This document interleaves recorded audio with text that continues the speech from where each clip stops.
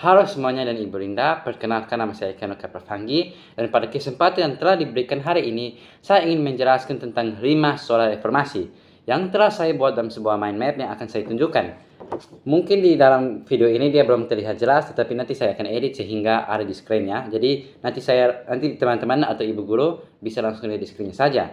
Nah, 5 prinsip reformasi ini sudah menjadi dasar Kristen sejak masa reformasi gereja, sejak Martin Luther King. Kalau kita lihat dari katanya sendiri, kalau kita lihat dari definisinya sendiri, sola itu artinya hanya. Dan setiap prinsip ini ada sola scriptura, sola fide, ada banyak lah itu menegaskan bahwa keselamatan atau kehidupan kita hanya bergantung pada Allah dan kebenarannya. Jadi terbagi menjadi 5. Nah, saya akan pertama-tama jelaskan yang pertama, yaitu sola scriptura. Saat kita beromong tentang scripture dalam bahasa Inggris, yaitu sebuah penulisan. Sehingga sola scriptura ini dia omong tentang bahwa Alkitab ini adalah satu-satunya sumber kebenaran dan otoritas tertinggi bagi iman dan kehidupan orang Kristen. Semua ajaran duniawi, dari apapun itu, apa saja atau tradisi manusia harus tunduk kepada firman Tuhan atau Alkitab ini. Sebab hanya firman Tuhan yang sempurna dan dapat cukup untuk menuntun hidup kita. Yang dapat cukup untuk menuntun hidup kita ke dalam jalan yang benar dan mengikuti teladan Yesus. Kalau kita lihat ya, kita sekarang ada di zaman jauh setelah Yesus datang ke dunia. Atau jauh sebelum Yesus datang. Karena kita tahu bahwa dulu itu kan ada perantara, yaitu nabi, sehingga mereka langsung bisa berbicara, seolah-olah mereka langsung bisa berbicara dengan Tuhan. Tetapi sekarang kita tidak bisa. Sekarang karena kita hidupnya di zamannya berbeda, sehingga kita perlu ada cara untuk kita bisa mengenal firman Tuhan dan kita bisa mengerti apa yang Tuhan mau kita lakukan dalam hidup kita. Itulah fungsinya Alkitab, di mana Alkitab itu tidak mungkin salah dan pasti membenarkan kita ke dalam jalan yang tepat. Setelah saya tadi menjelaskan tentang sola scriptura yang intinya itu semua otoritas tertinggi itu ada dalam Alkitab, kita bisa mengenal Tuhan dengan Alkitab. Sekarang saya akan menjelaskan tentang sola yang kedua, yaitu sola fide. Fide ini artinya imannya, jadi sola artinya hanya. Jadi kita gabungkan itu, sola fide artinya hanya karena iman. Sola fide ini yang berarti hanya karena iman, menegaskan bahwa keselamatan tidak bisa kita peroleh melalui perbuatan baik kita. Jadi kalau kita mau melakukan perbuatan baik apapun itu, kalau tujuan dan motivasinya bukan untuk menyenangkan hati Tuhan, ya bukan berkehendak di mata hati Tuhan, maka kita tidak bisa diselamatkan.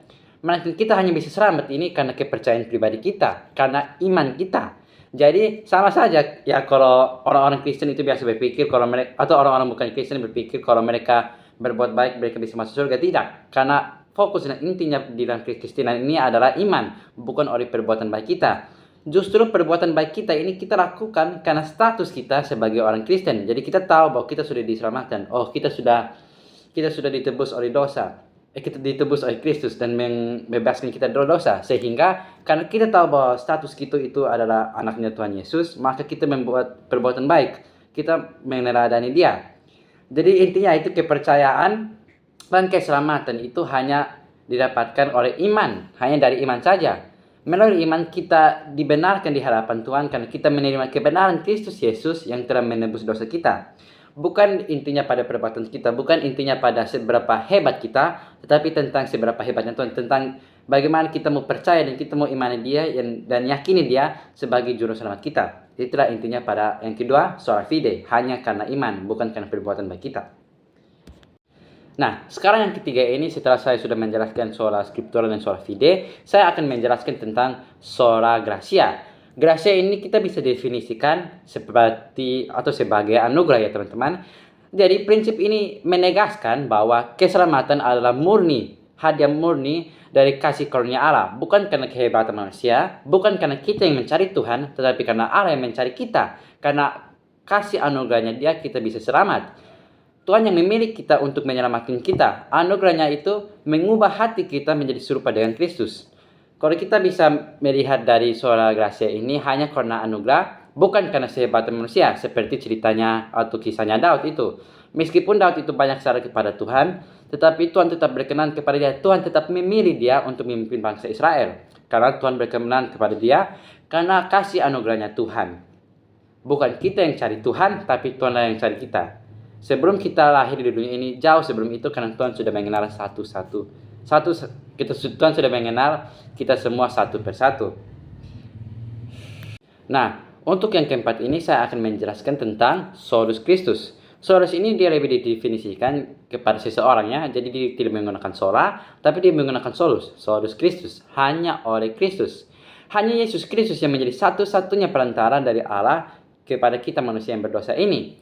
Tidak ada jalan yang lain menuju keselamatan selain melalui Dia yang telah mati dan telah bangkit bagi kita menebus semua dosa kita. Kristus itu dia telah menjadi pusat iman kita, sehingga yang tadi juga dia sudah berhubungannya sola fide dan menjadi dasar pengharapan bagi kita. Saya mengutip dari sebuah ayat, Yohanes 14 ayat 6, kata Yesus kepadanya, "Akulah jalan dan kebenaran dan hidup, tidak ada seorang pun yang datang kepada Bapa kalau tidak melalui aku." Ini mengabarkan bahwa memang hanya Yesus saja menjadi perantara antara Allah dan kita. Pusat iman kita ada di Yesus dan dasar pengharapan kita ada di Yesus juga. Nah, untuk sola yang terakhir ini yaitu Soli Deo Gloria. Gloria or glory or kemuliaan. Jadi Soli Deo Gloria ini artinya kemuliaan hanya bagi Kristus, hanya bagi Tuhan.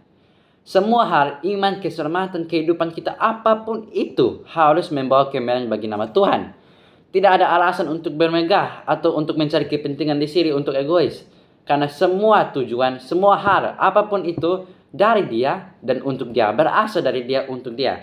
Sehingga apapun yang kita kerjakan dalam hidup kita yang singkat-singkat ini, kita harus bertujuan dan kita harus melakukan itu hanya untuk kemuliaan bagi nama Tuhan. Or for His glory, hanya untuk kemuliaan nama Tuhan.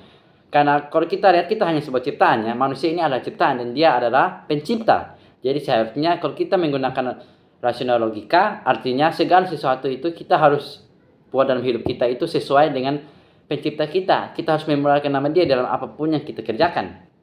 Melalui 5 sola reformasi ini, kita diajak kembali untuk kembali mengingatkan apa inti dari hidup kita ini. Kita diingatkan untuk kembali pada Tuhan Yesus Kristus. Kita diingatkan untuk kembali kepada hidup yang berlandaskan firman Tuhan, yang percaya kepada Kristus, yang menerima kasih dan karunia Tuhan, dan kita mendasarkan hidup kita untuk kemuliaan bagi Tuhan dari Dia dan untuk Dia. Semoga pesan yang saya sampaikan ini, meskipun singkat-singkatnya tentang 5 soal ini, bisa membuat kalian atau membuat ibu ini menguatkan kami semua dalam setiap hal yang kita lakukan. Biar apa yang saya sampaikan dalam video ini bisa bermanfaat bagi kita semua. Mohon maaf jika ada kesalahan kata atau informasi apapun itu. Terima kasih dan shalom.